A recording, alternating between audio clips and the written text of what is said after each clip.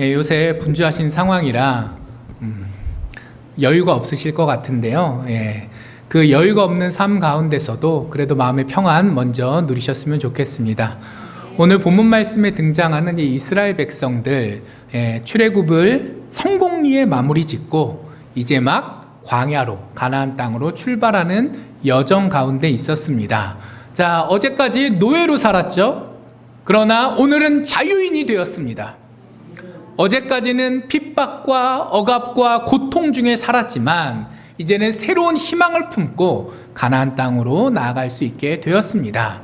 자, 근데 문제는 출애굽에 성공했고 그 과정 가운데 하나님께서 놀라운 승리를 보여주셨으며 그 승리들을 직접 경험하면서 이 이스라엘 백성들의 마음들이 점점 기뻐지고 환희에 가득 찼겠지만 그들의 삶 가운데는 여전히 해결되지 않는 문제들이 있었다는 거예요. 자, 출애굽을 했습니다. 자, 여태까지 살던 집들을 내려놓고 짐들을 다 싸고 어머니, 아버지, 그리고 갓난 아기까지 노약자들을 챙겨 양소 말에 온갖 세간살이를 다 끌고 가나안 땅으로 가야 됩니다. 뭐 해야 되죠? 이사해야 돼요. 자, 근데 이사하는 게 쉽습니까? 더 큰 집으로 이사를 가도 이사는 고역입니다. 반면에 어쨌든 간에 작은 노예의 집이었지만 내 거처에 있다가 정확히 잘 곳도 정해져 있지 않는 광야로 나가는 길, 아마 기쁨도 있었겠지만 두려움도 있었을 거고요. 그래도 어쨌든 간에 인생이라는 게 왜 아무리 굽이굽이 요동을 쳐도 대충 내가 계산할 수 있으면 조금 마음이 편하잖아요. 조금 내가 몸이 안 좋아서 병원 가야 될 걸 알아도 병원에 가서 이 약을 먹으면 그래도 버틸 수 있다라는 걸 알 때와 내가 무슨 병을 걸렸는지도 모르고 그리고 무슨 약을 먹어야 될지도 모르는 상황이면 똑같이 병에 걸렸다고 해서 마음이 똑같지는 않죠. 다 이해하실 거예요. 사람이 제일 무서워하는 거는 어려운 현실이 아니라 불확실한 미래입니다. 내가 뭘 잘 모르는 게 정말 사람을 힘들게 해요. 옛날에 제 대학 다닐 때 친구들이 여러 이제 결혼에 대해서 고민을 할 때 지금 이제 잘 살고 있는 어느 친구가 그런 고민을 한 적이 있어요. 이제 한 학번 밑에 후배랑 연애를 하고 있었는데 그 한 학번 밑에 후배의 여자애가 좀 부잣집 애였어요. 그래서 같이 연애를 할 땐 즐거웠는데 이제 나이가 점점 들어가서 졸업이 다가오고 ROTC였거든요. 군대 안 가고 계속 대학을 같이 다녔는데 이제 군대를 가고 취직을 할 생각을 하니까 자기가 여태까지 준비해왔던 그 스펙들 또 객관적인 경제 여건들 이런 거 저런 거 다 따져보면 내가 아무리 계산을 해도 이 여자애가 지금 부모님으로부터 누리고 있는 이만큼을 해줄 자신이 없는 거예요. 이거 여성분들은 이해 잘 못하실 수 있지만 남자 입장에서는 이것만큼 끔찍한 일이 없습니다. 사랑하고 쟤도 날 사랑하는데 내가 지금만큼 해줄 자신이 없을 때, 그래서 이 친구가 저를 붙잡고 울었던 기억이 있어요. 자, 그리고 얼마 전에 다시 만났습니다. 옛날 얘기 친구들끼리 모여서 이 얘기 저 얘기 하다가 그때 얘기가 나왔어요. 그러니까 이 친구가 웃는 거예요. 물론 지금 재수 씨는 다른 분입니다. 다른 분이지만 웃으면서 얘기하는 거예요. 지금 생각해 보면 그때 왜 그랬는지 모르겠다.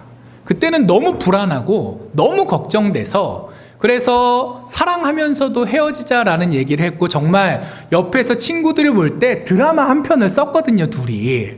정말 복장이 터져서 저럴 거면 헤어진다는 소리를 하지 말든지 그랬었는데 나이가 들어서 어느 정도 이제 생활이 안정되고 어느 이제 대기업 차장급으로 일을 하면서 얘기하는 게 그때 굳이 그렇게 걱정할 필요가 없었는데 생각해 보니까 정말 내가 능력이 있냐 없냐가 걱정됐던 게 아니라 그저 미래가 불안했기 때문에 어린 마음에 걱정을 했고 또 그런 스택을 했다라고 이야기를 하더라고요. 자, 근데 그게 그 친구만 겪었던 일은 아니었던 것 같아요. 저도 마찬가지고 이 자리에 계신 분들도 다 마찬가지일 겁니다. 지나고 나면 그럴 수도 있지. 물론 고생했고 물론 힘들었지만 사람 사는 게 다 그렇지. 또 그 가운데서도 하나님께서 나를 붙들고 나아가셔서 내가 잘 이겨낼 수 있었지라고 과거를 되돌아보면서 감사할 능력은 우리에게 있는데, 근데 미래를 내다보면서 확신하며 나아갈 만큼의 어떤 그런 능력은 솔직히 우리에게 없더라라는 거예요. 이스라엘 백성들이 아마 딱 그런 상황이었을 겁니다. 과거를 되돌아보면 노예 생활에서 하나님께서 구해주셨어요. 그리고 놀라운 기적들을 한 번, 두 번도 아니고 10번 보여주시면서 또 그 앞에 소소한 기적들까지 하면은 10번도 더 넘게 하나님께서 놀라운 기적들을 베풀어 주시면서 우리 백성들을 이끌어내셨기 때문에 감사도 하고 희망도 가질 수 있었지만, 딱 애굽 그 나일강 유역을 나와서 광야로 들어가자마자 현실적인 문제들이 불어닥치기 시작합니다. 자, 오늘 성경을 보면 에담이라는 데까지 갔대요. 일단 출애굽 하자마자 그게 한 하루 정도 걸렸을 걸로 예상되는데, 사람이 많고 애들도 있고 어르신들도 있고 하면 좀 더 걸렸을 수도 있고 좀 덜 걸렸을 수도 있고, 아무튼 그렇게 멀지 않은 동네예요. 이거는 홍해의 서쪽에 있는 동네입니다. 그리고 가나안 땅은 일단 홍해의 동쪽으로 가야 돼요. 자, 그 에담이란 데가 홍해 건너긴 다음이에요? 건너기 전이에요? 아직 건너기 전이에요. 그래서 에담까지 딱 도착을 했는데, 자, 이제부터 이 사람들이 고민할 수밖에 없는 상황이 벌어집니다. 자, 일단 나왔어요. 나와서 힘차게 갔는데 눈앞에 바다가 보입니다. 난 이제 도대체 어디로 가야 하는가? 분명 하나님께서 함께 하시는 거 알고 있습니다. 하나님께서 가나안 땅 주실 걸 알고 있습니다. 그러나 그건 먼 미래의 일이고, 내일 나는 어디로 가야 되는가? 참 이스라엘 백성들 입장에서는 암담한 상황이었어요. 자, 그러니 당연히 여태까지 인도해 주셨던 하나님께서 인도해 주시겠지라는 기본적인 마음은 있지만, 그래도 그 어려운 상황 속에서 머리가 복잡했을 상황입니다. 근데 이때 기본적으로 애굽 땅에서 가나안 땅을 가는 길이 크게 세 종류가 있었대요. 우리로 따지면 서울에서 부산 가는데 경부고속도로, 중부고속도로, 중간에 영동 잠깐 바꿔 탔다 중부 내륙 고속도로, 고속도로가 이 길 저 길 있잖아요. 조금 돌아갈 수도 있고 직진해서 갈 수도 있지만 아무튼 부산까지 가는 길이 하나는 아니잖아요. 고속도로만 따져도 똑같다는 거죠. 노예 생활을 하던 그 숫곳이라는 동네에서부터 하나님께서 주신 가나안 땅까지 가는 길이 하나일 리는 없잖아요. 물론 요즘처럼 도로망이 발달했던 때는 아니기 때문에 크게 보면 길이 3개가 있었다고 합니다. 자, 그 중에 하나가 바닷가를 따라가는 길이에요. 오늘 성경 말씀을 보면 블레셋 사람들의 땅을 지나가는 길이라고 표현이 되어 있는데, 그게 세계지도 혹시 머릿속에 있으실까요? 없어. 자, 제일 최단거리 길이에요. 바닷가를 따라서 애굽 땅 그 지중해 한 그 북쪽 동네가 보통 애굽 사람들이 많이 모여 살던 동네거든요. 지금도 그래요. 이집트 땅이 이만큼 있으면 이집트 사람들이 모여 사는 동네는 5%인가 밖에 안 된대요. 제가 정확히 퍼센트는 기억이 안 나는데 10%가 안 돼요. 나머지 다 사막이고 어디에 몰려 사는 거예요? 강가. 지금도 그런데 옛날에 수가 있겠어요? 지금은 어떻게 공사라도 해서 물이라도 끌어서 신도시 만들 수 있는데, 옛날엔 정말 빼도 박도 못하고 강가에 살 수밖에 없을 거잖아요. 그 강가 지역 기준으로 가나안 땅까지 그 하나님께서 오늘 거기는 안 되겠다라고 하셨던 그 길로 가면 며칠쯤 걸릴까요? 보통 건강한 남자 기준으로 5일이면 된답니다. 5일. 지도를 생각하시면 40년 뺑뺑이 돈 걸 내가 알고 있는데 그게 꼴랑 5일 길이었다고? 물론 어르신도 있고 애도 있고 짐도 있고 하니까 5일은 힘들었을 거예요. 그거는 이제 보통 사람들이 어느 정도 배낭 정도 메고 이렇게 씩씩하게 걸었을 때 5일이라는 거니까, 그래도 한 달이면 가지 않았을까요? 조금 넉넉히 쳐주면 2달이면 가지 않았을까요? 우리가 알고 있는 사실과는 너무나도 다른 현실이 사실 존재했다라는 거죠. 자, 그러면 이스라엘 백성들 입장에서는 그때 아마 똑똑 똑똑한 사람들은 그런 길이 있다라는 걸 가본 적은 없어도 들은 적 정도는 있었을 거고, 설사 대다수의 사람들이 그 길을 몰랐다고 하더라도 나중에 가나안 땅에 들어가서 아니면 들어가기 전에 그 광야에서 40년 고생하는 동안에 그런 길이 있었다라는 걸 듣게 됐을 때 기분이 좋을까요? 나쁠까요? 하나님 가나안 땅 주신 건 좋은데 왜 중간에 5일이면 되는 길을 40년을 뺑뺑이 돌리시나요? 화가 나지 않겠습니까? 아무튼 그런 5일짜리 길이 있었어요.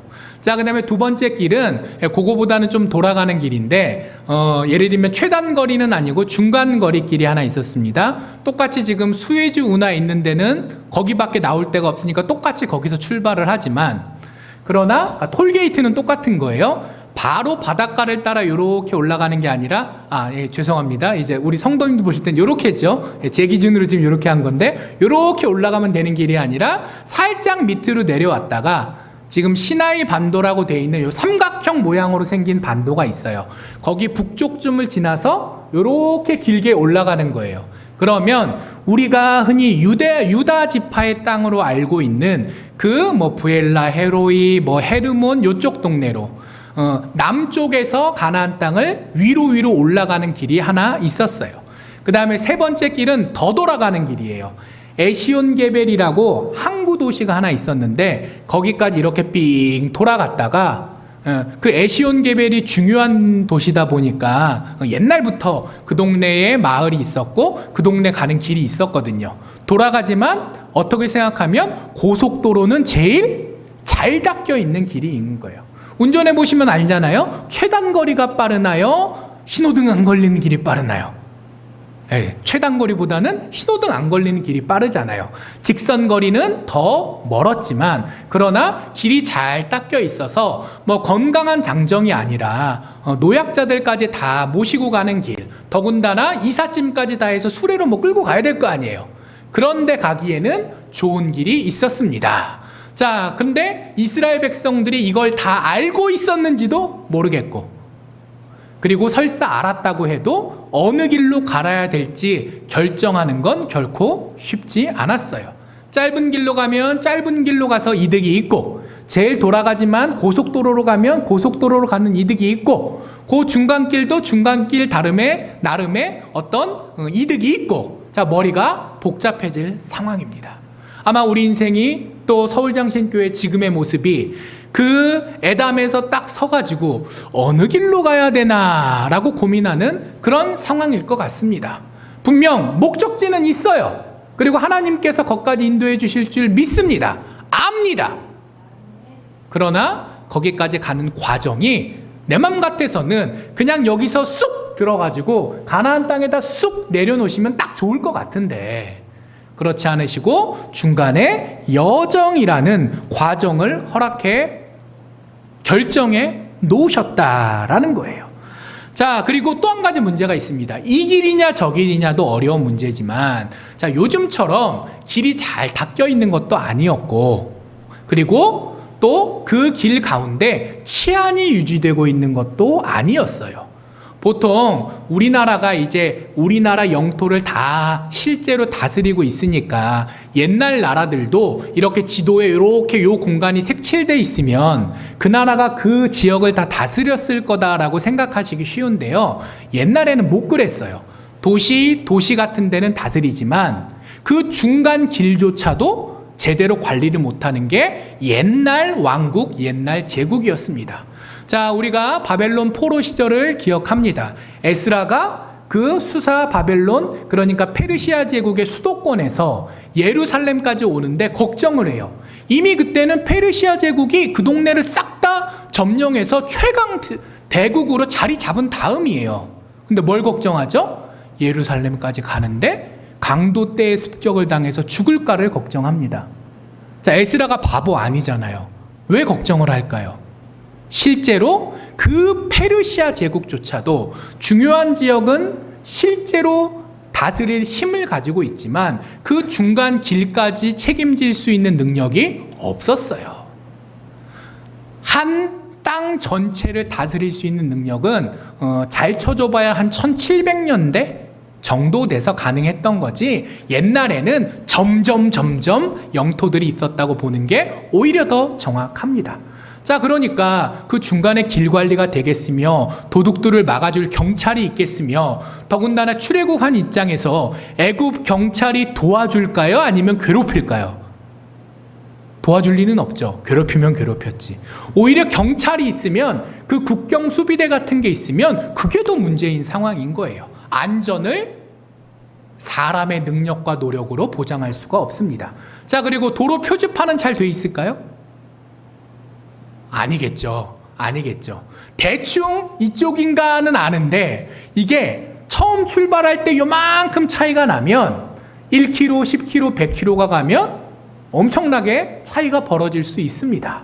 자, 출발은 했지만 어느 길로 갈지도 모르고, 그 길이 제대로 된 길일지도 모르고, 심지어 대충은 알아도 정확히 어디로 가야 될지 잘 모르는 상황이, 그 길의 문제가, 미래에 대한 불안의 문제가 이스라엘 백성들과 함께하고 있었습니다. 자, 그리고 그게 전부가 아니에요. 바로가 변심하는 문제도 이들에게 남아 있었습니다. 바로가 포기했어요. 항복, 너네들 나가라. 바로 입으로 나가라고 한 거예요. 오늘 본문에 써 있는 것처럼. 근데 사람 겪어보시면 아시지 않습니까? 바로가 그 전까지 몇 번 거짓말을 했죠? 정확히 숫자, 그 재앙은 10번이지만 바로가 항복한 거가 10번은 아니기 때문에 숫자는 다시 세야 되겠지만, 이 사람은 급하면 알았다, 내가 항복 원하는 대로 해줄게, 우리 합의하자라고 해놓고 그 순간 넘어가면 어떤 사람이에요? 마음이 바뀌는 사람이에요. 당연히 자기 아들도 죽고 나라가 지금 풍비박산이 나게 생겼으니까 항복하고 내보내줬겠지만, 겪어봤잖아요. 바로가 계속 약속을 지킬 사람인가요? 약속을 어길 사람인가요? 믿을 수 없는 사람이에요. 더군다나 이스라엘 백성들이 숫자가 많아서 애굽 사람들이 고민했다는 얘기가 있는데, 성경에 있잖아요. 근데 거꾸로, 아니 숫자가 그렇게 많은 이스라엘 백성들이 왜 종살이 했을까요? 머릿수가 혹시 더 많을지라도 전쟁은 머릿수로만 하는 게 아니잖아요. 훈련된 정도, 그 무기의 질, 장군의 유무, 경험의 유무, 자, 이런 것 때문에 이스라엘 백성들 스스로 알고 있던 거예요. 사람의 힘과 사람의 힘으로 싸우면 이긴다고요, 진다고요? 진다고요. 안 된다고요. 게임이 안 된다고요. 그렇기 때문에 여태까지 구차하게 노예로 살아왔던 건데, 지금 바로가 마음을 바꿔서 군대를 이끌고 다 우리를 쫓아오면 이길 자신이 있을까요? 없을까요? 당연히 없겠죠. 불안한 상황입니다. 그리고 오늘 우리가 13장 17절에서 22절까지 함께 보고 있는데, 바로 14장에 보면 진짜 바로가 군대를 이끌고 쳐들어와요. 그리고 하나님께서 홍해에서 싹 다 치우시는 장면이 바로 뒤에 나옵니다. 이 사람들이 괜히 걱정하는 거예요? 아니에요. 진짜 일어날 만한 일을 걱정할 수밖에 없었습니다. 자, 그리고 또 그럼 바로가 아주 나쁜 놈이어서 이러냐? 근데 꼭 그렇지도 않아요. 한번 생각해 보세요. 바로는 왕이잖아요. 왕이면 나라를 잘 다스릴, 안정되게 유지할 책임이 있잖아요. 근데 옳던 그르던 간에 여태까지 이집트 역사에서 수백 년을 이스라엘 사람들을 공짜 노동력으로 써서 나라 경제를 굴려왔단 말이에요. 근데 어느 날 갑자기 왕이, 자, 노예 해방 다 가라 라고 해서 이 노예가 싹 빠지면 나라 경제가 유지될까요? 도덕적으로는 노예를 부리는 게 불의한 일이고, 신앙적으로도 하나님의 명령에 순종하지 않는 게 나쁜 일이지만, 인간적으로 생각하면 바로는 보내주고 싶어도 보내줄 수 없는 그런 상황에 처한 사람이었어요. 그러니 모세부터 시작해서 똑똑한 사람들은 바로의 입장을 생각하면 바로가 자기 살라고 급해서 일단 항복했지만 문제가 끝나지 않았다는 건 얼마든지 예견할 수 있었던 일입니다. 그리고 또 거기에 문제가 더 있어요. 그게 뭐하냐면, 이래나 저래나 오늘 당장 먹고 살기가 힘들다는 거예요. 아직까지는 물이 있습니다. 왜? 하루밖에 안 왔잖아요. 분명 물 떠서 왔을 거예요. 먹을 것도 있습니다. 하루길밖에 안 왔잖아요. 먹을 걸 들고 왔을 겁니다. 자, 근데 이 허허벌판 광야에서, 광야가 광야인 이유는 거기서 먹고 살 능력이 인간에게 없기 때문에 광야인 거예요. 이제 애굽 땅 나일강에 풍부한 자연 환경을 두고 나왔는데, 자, 일단 먹을 거 마실 거부터 걱정해야 됩니다. 자, 그리고 잠은 어디서 자나요? 옛날엔 그래도 허름한 집이라도, 효가집이라도 있었는데 그 광야에서 텐트 치고 잔다고 하지만 그 휴가 가서 텐트 쳐보셨죠? 비는 막는데 바닥이 평평한가요? 아니죠. 등이 베겨요. 자는 것도 문제가 생깁니다. 자, 그리고 먹고 마시고 자는 문제만 생길까요? 낮에는 뜨거운 햇볕에, 밤에는 사막이 원래 되게 춥대요. 일교차가 되게 심하대요. 밤에는 추위에 떨어야 되고, 그리고 모래 폭풍부터 시작해서 온갖 악조건에서 오늘을 살아내야 될 짐이 이 이스라엘 백성들에게 생겼습니다. 미래가 불안합니다.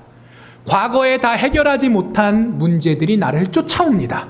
그것만으로도 힘든데 오늘 하루를 살아내는 것조차도 만만치 않습니다. 자, 이 이스라엘 백성들이 과연 걱정이 없을 수가 없겠죠. 자, 그렇지만 출애굽이라는 큰 문제를 해결했지만 새로운 문제를 겪게 되면서 낙심할 수밖에 없었을 이 백성들에게 하나님께서 그냥 난 출애굽 시켜줬으니까 할 일 다 했다 라고 하지 않으시고 오늘 본문에 친히 말씀하십니다. 길이 어디로 갈지 걱정되느냐? 내가 너희를 인도하겠다. 바로의 추격이 걱정되느냐? 14장에 보니까 하나님께서 그걸 해결해 주셨죠. 자, 그리고 오늘의 문제가 결정되느냐? 춥냐? 덥냐? 어디로 갈지 모르겠냐? 먹을 게 걱정되냐? 마실 게 걱정되냐? 아직 먹고 마시는 문제는 조금 여유가 있었던 때니까 하나님께서 그것까지 얘기하진 않으셨지만, 자, 내가 구름 기둥과 불 기둥으로 낮이나 밤이나 너희와 함께 하겠고 너희를 인도하겠다 라고 딱 못 박아 이야기하십니다. 그리고 먹고 사는 문제, 또 나중에 보면 출애굽 광야 생활 끝날 때쯤 보면 광야 40년 동안 고생은 했지만 옷이 헤어지지 않고 발이 부르트지 않았다라는 구절이 성경에 있어요. 하나님께서 먹고 마시는 문제뿐만 아니라 그 옷 사막에서 어떻게 해 입을 거예요. 뭐 조금은 어떻게든 할 수 있다고 치지만 쉽지는 않겠죠. 근데 그런 소소한 부분까지도 다 헤아려 주셔서 결국 가나안 땅에 들어가게 해주셨잖아요. 우리가 결과는 다 알고 있잖아요. 오늘 하나님께서 그 40년 동안은 베푸실 그 놀라운 은혜들 가운데, 자, 불안해하고 있을 이스라엘 백성들에게 그때 그날 필요한 이야기부터 약속해주고 계십니다. 자, 우리도 그러한 하나님의 음성에 귀 기울일 수 있었으면 좋겠습니다. 자, 미래가 불안해요. 과거에 해결하지 못했던 문제들이 오늘의 나의 발목을 잡습니다. 오늘 하루 버텨가는 것도 힘들어요. 그러나 하나님께서는 그 모든 것들을 알고 계시고 그 가운데 우리와 함께 하십니다. 낮이나 밤이나 우리와 함께 하시고 우리를 인도하겠다고 말씀하신 하나님을 의지하면서 믿음 가운데 나아갈 수 있는 저와 우리 모든 성도님들 되시기를 간절히 축복합니다. 자, 그리고 거기에서 그럼 하나님께서 우리를 도와주신다라고 얘기하셨는데, 자, 무엇을 도대체 어떻게 도와주실까도 한번 생각할 필요가 있을 것 같아요. 자, 하나님께서는 이 백성의 상태를 먼저 이해해 주십니다.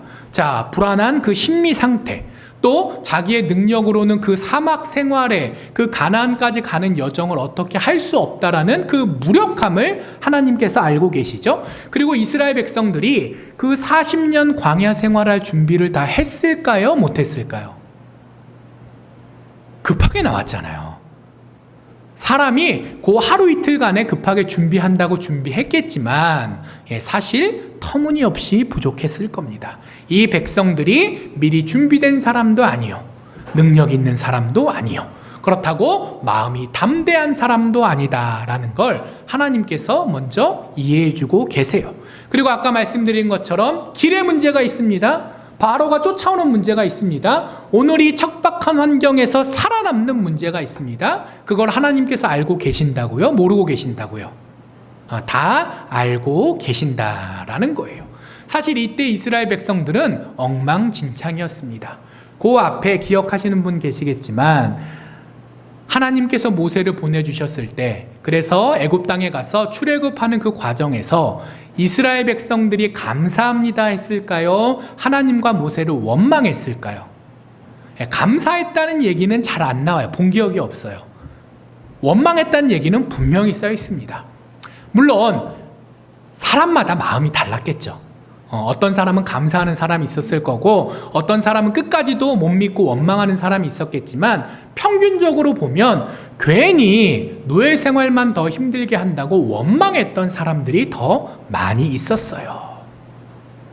자, 그리고 어거지로 이 준비 안 되고 믿음도 없던 노예 근성에 찌들어 있던 이 백성들을 끌고 나왔는데, 그래도 조금은 나아진 것 같아요. 여기 보면 대열을 지었다, 줄을 잘 서서 나왔다라는 얘기가 있거든요. 그래도 레벨업이 됐습니다. 하나님께서 나가라 하시니 나가는 정도의 믿음, 그리고 그 과정 가운데 정신없이 나만 살겠다고 뛰쳐나가는 게 아니라 최소한의 질서를 지킬 수 있는 수준으로는 그래도 조금은 괜찮아졌는데, 바로 뒤에 어떤 얘기들이 줄줄이 나오죠? 좋은 얘기보다는 나쁜 얘기가 많이 나오죠. 금송아지 만든 이야기부터 이 이스라엘 백성들이 하나님의 선택된 백성이 이미 되었지만 선택된 백성답게 살지는 못했다는 얘기가 사실 그 광야 40년 생활 동안 계속 나오지 않습니까? 근데 중요한 건 사람을 보면 소망이 없습니다. 아니, 하나님의 백성이, 그 놀라운 기적들을 직접 보았던 사람이 매일매일 만나를 먹으면서 하나님의 은혜를 체험했던 그들이 이 모양 이 꼴인데 과연 우리가 할 수 있을까? 솔직히 사람을 보면 낙심할 수밖에 없지 않을까요?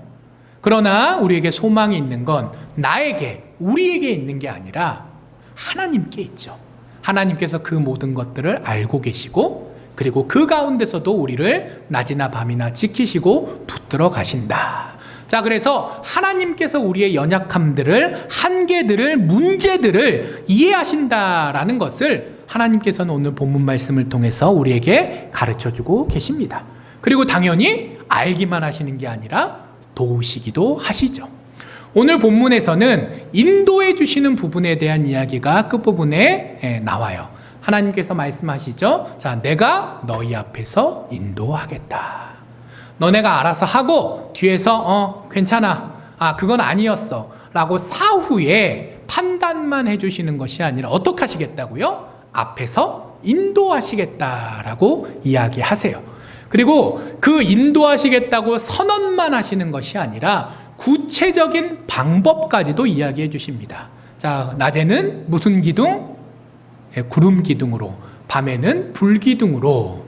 그러니까 하나님께서는 한 가지 방법만이 아니라 필요하신 방법들을 두루두루 사용하시고, 또 사람들이 하나님께서 우리를 인도하시는구나 라는 것을 알 수 있게도 하시며, 눈에 보이잖아요, 기둥들이.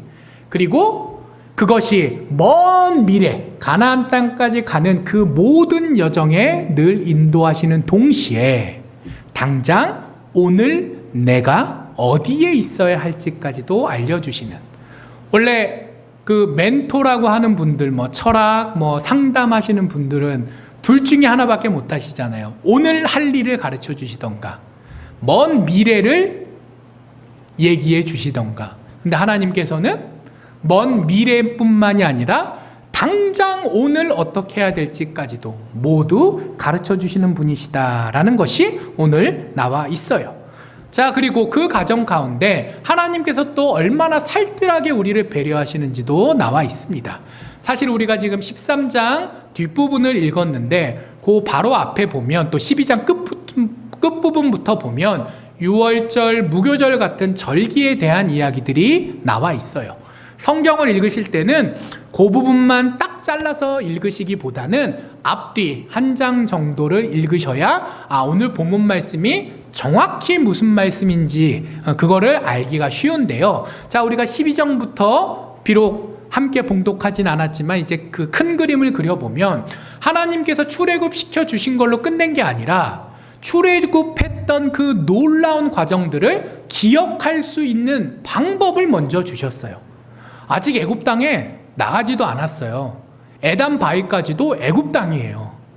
나가지도 않았는데 자, 지금 할 일만 생각하는 것이 아니라 먼 미래에 더 후손, 자자손손 이 놀라운 은혜를 기억할 수 있게 하는 절기부터 오히려 얘기하셨더라는 거죠. 사람은 잘 잊어버리는 존재입니다. 내가 옛날에 분명 은혜 받았어요. 그 은혜로 지금까지 살았어요. 근데 내 눈앞에 또 다른 문제가 생기면 과거에도 나를 사랑하시고 붙들어 주셨던 하나님께서 오늘도 지켜주시겠지라고 마음이 흔들리지 않고 평안하십니까? 옛날 일은 옛날 일이고 지금은 걱정되십니까? 솔직히 두 번째잖아요. 그게 인간의 한계입니다. 하나님께서는 그리고 그걸 알고 계세요. 자, 너희가 출애굽하는 과정에서도 힘들었지만 이 교회가 이 자리에 세워지는 것도 힘들었지만 그러나 그걸로 끝난 것이 아니라 이제 다음 단계로 나아가게 되었는데 그 다음 단계로 나아가는 여정 가운데 온갖 힘든 일이 있을 거라는 거죠. 너희들이 실수할 때도 있을 거라는 거죠. 하나님께서 결코 포기하지 않으시고 정말 먹살을 잡고라도 끌고는 가시겠지만 많은 어려움들이 있을 텐데 그때 지금 이 순간을 기억해라 라는 이야기를 하시는 겁니다. 하나님께서 우리의 연약함을 아셔서 과거를 돌아볼 수 있는 어떤 방법을 먼저 주신 거예요. 자, 그리고 바로의 군대가 추적했을 때 하나님께서 애초에 자기 애굽 동네부터 출발도 못하게 하실 수 있었을까요? 없었을까요? 거기 병거는 말이 끄니까 말 다 배탈 나면 출동 못하는 거잖아요. 바로가 갑자기 심장마비로 쓰러지면 출동 못하는 거잖아요. 하나님께서 얼마든지 홍해의 이 병거를 빠뜨리시지 않고도 이 애국 군대가 이스라엘 백성들을 괴롭히는 걸 막으실 수 있으셨을 거예요. 자, 근데 왜 굳이 특히 바로는 나쁜 놈이라고 쳐도 왕의 명령에 따라 출동한 병사들은 무슨 죄예요? 사실 걔네들은 불쌍하잖아요. 그럼에도 불구하고 홍해에 이스라엘 백성들 앞에서 이 바로의 군대가 세상의 힘이 세상의 여건, 환경, 논리 그 모든 것들이 처참하게 무너지는 모습을 직접 보게 해주신 이유는 하나님께서 어떤 분이신지를 확인하는 동시에 이제 우리가 가나안 땅에 도착하기만 하면 더 이상 애굽 군대가 우리를 쫓아와서 나중에 미래에 더 괴롭힐 가능성이 있는 거예요, 없는 거예요? 정예군이 싹 몰살했어요. 바로의 친위대 600병거뿐만이 아니라 병거란 병거 싹 다 끌고 왔는데 다 바닷속에 지금 처박은 거잖아요. 다시 그 병거를 보충하고 병사를 모집해서 키우려면 수십 년이 걸립니다. 그리고 그 난리를 친 바로 왕이 다시 군대를 모아서 저 히브리 노예들을 추적하자 할 수 있겠어요? 이집트 백성들도 처음에는 바로를 욕했겠죠. 왜 노예들을 보냅니까? 근데 이제는 바로가 쫓고 싶거나 말거나 백성들조차도 그거 쫓으러 가다가 더 큰 일을 당하느니 우리 포기하고 우리끼리 어떻게든 살아봅시다 라고 하게 되는 상황이 될 수밖에 없었던 거예요. 이집트 내부가 이스라엘 백성들을 포기하게 하시기 위해 이스라엘 백성들이 과거의 망령으로부터 자유롭게 하시기 위해 여러 방법들이 있었지만 굳이 14장에 나오는 것처럼 이 병거들을 바다에 수몰시키셨던 것이죠. 자, 그리고 구름기둥 불기둥이라는 방법을 쓰신 것도 마찬가지입니다. 그 동네 되게 더워요. 언제 덥죠? 낮에 더워요. 자, 구름기둥이 똑바로 올라가기만 했겠습니까? 올라가다가 이제 구름은 구름이니까 퍼져나가기 시작했습니까? 만약 반대로 눈에 보이는 것만 생각하면 불기둥이 더 잘 보였을 것 같은데요, 낮에도. 밤은 당연하지만. 안 그래도 더워 죽겠는데 불기둥이 왔다 갔다 하고 있으면 사람들이 힘들겠죠. 하나님 입장에서는 불기둥 하나로 자동 명령 걸어놓고 불기둥아 오늘부터 내가 미리 설정해 놓은 경로로 이스라엘 백성들을 이끌어라 하고 신경 끄시면 인간적으로 생각할 때는 하나님께서 편하셨을 것 같아요. 자, 근데 구름기둥, 불기둥 하루에 2교대 돌리셔야 되죠? 귀찮을까요? 안 귀찮을까요? 물론 하나님께서 그거를 귀찮다고 하실 분은 아니지만 인간적으로 생각해 보면 하나님께서 굳이 그렇게 복잡하게 하신 이유는 그 복잡한 방법이 이 이스라엘 백성들에게는 더 좋은 방법이었기 때문입니다. 분명히 보이는 것도 중요합니다. 그리고 그 보여서 어느 방향으로 길을 알려주는 것도 중요합니다. 하지만 이왕이면 다홍치마라고 낮에는 덥지 않고 밤에는 춥지 않게 그 세세한 부분까지도 하나님께서 배려해 주셨더라라는 거예요. 여기에 우리의 소망이 있는 줄 압니다. 하나님께서 우리의 사정을 알고 계십니다. 하나님께서 우리를 도우십니다. 그리고 도우시되 그 세세한 방법까지도 우리가 생각할 때는 답답할 때도 있겠지만 왜요?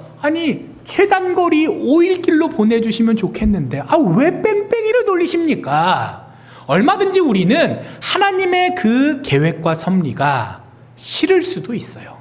그러나 결과적으로는 그 모든 것이 하나님의 섭리요 배려라는 것을 우리가 알 수 있도록까지 그저 해주시는 것으로 끝나는 것이 아니라 그걸 알고 감사할 수 있는 데까지 우리를 이끌어 주시는 분이 바로 하나님이십니다.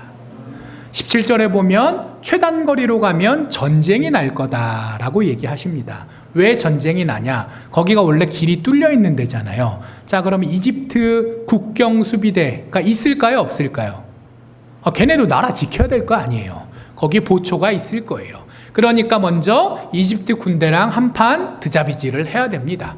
자, 그리고 블레셋 사람들이 자기 땅 지나가는 걸 그냥 둘 리 없죠? 이 블레셋 사람들이 그 당시에는 애굽 사람들보다 어떤 면에서는 더 센 나라였어요. 왜 그러냐? 애굽은 이런저런 사정으로 그 얘기까지는 다 드릴 수 없지만 청동기를 무기로 쓰던 나라였어요. 근데 블레셋 민족들은 이제 철기로 막 무장을 하던 시대였어요. 나라만 따지면 애굽이 훨씬 큽니다. 인구도 훨씬 많습니다. 근데 100대 100으로 싸우면 어느 쪽이 이길 것 같으세요? 블레셋 사람들이 이길 확률이 커요. 그만큼 그 사람들이 당시에는 기술도 발전했고 또 나름 그 자리를 지킬 만한 힘을 가지고 있는 사람들이었어요. 나중에 나라를 세우고도 얼마나 이 블레셋 민족들과 지지고 볶고 싸웁니까? 이때부터도 블레셋은 그럴 만한 능력을 가진 사람들이었던 거죠. 근데 하나님, 애굽의 바로를 이렇게 물리치셨으니 블레셋 군대 정도야 치워버리면 그만 아닙니까?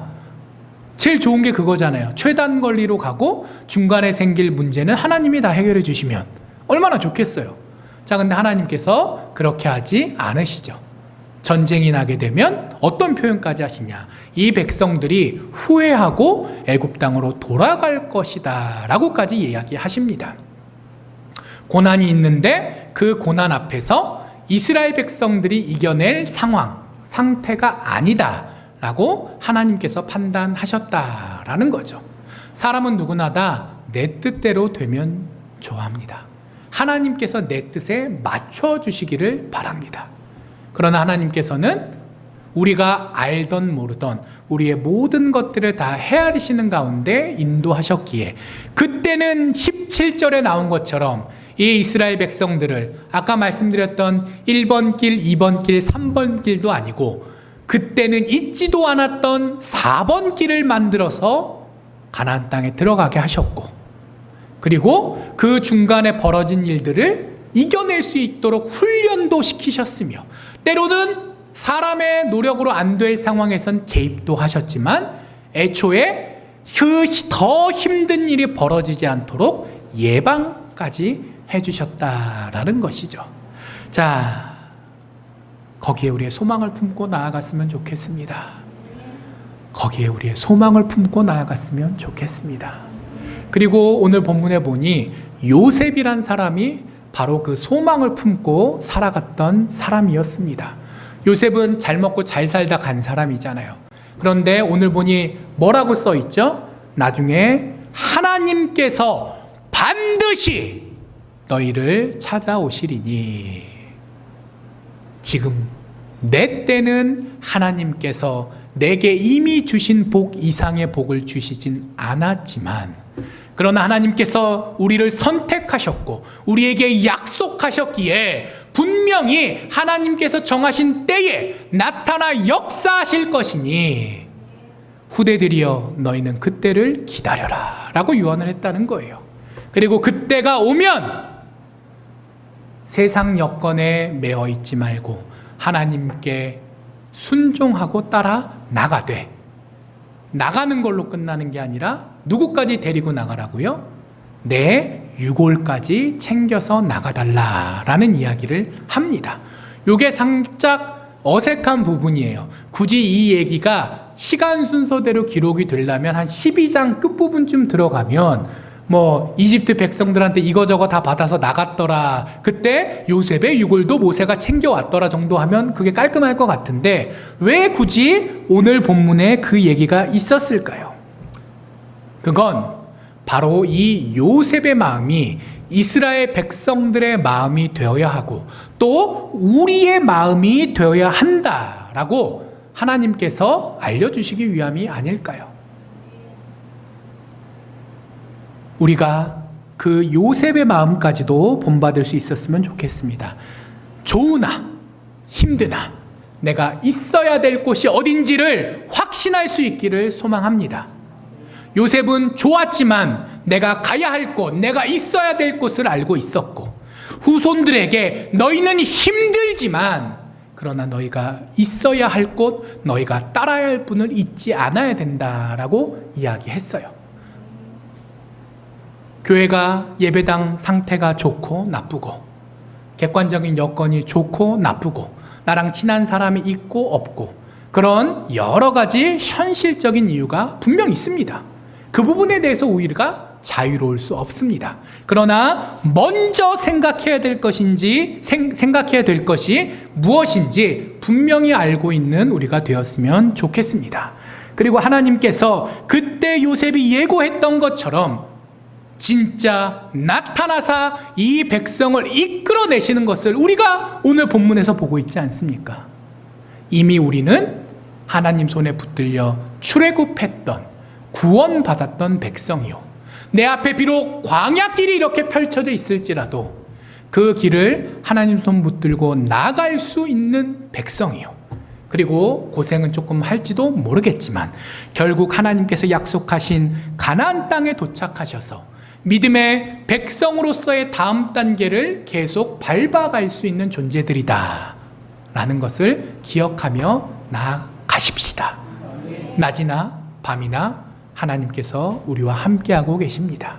내가 알던 모르던 함께하고 계십니다. 내가 평안하던 힘들던 함께하고 계십니다. 환경과 사람을 바라보는 것이 아니라 하나님을 바라보며 나아갈 수 있는 저와 우리 모두 되기를 간절히 축복합니다. 기도하겠습니다. 하나님 감사합니다. 저희들이 힘들고 어려운 부분들도 많이 있지만, 그러나 이 이스라엘 백성들에게 역사하셨던 것처럼 동일한 은혜로 저희들 가운데 함께하고 계심을 믿기에 소망을 품고 나아갑니다. 이 예배당 자리를 떠나 새로운 예배 처소로 나아가지만 그곳 가운데서도 우리가 함께 모이며 이 교회를 든든히 잘 지켜나갈 수 있도록 하여 주시옵시고, 어려워지는 여건들도 분명 있겠지만 그러나 하나님께서 인도하심을 확신하는 가운데 낙심하지 않게 하여 주시옵시며, 그 모든 과정 가운데 불기둥 구름기둥으로 인도하시는 하나님의 은혜를 더더욱 간절하게 체험하고 힘 얻고 감사함으로 나아갈 수 있게 하여 주시옵소서. 그래야 주실 줄 믿사오며 예수님 이름으로 기도합니다. 아멘.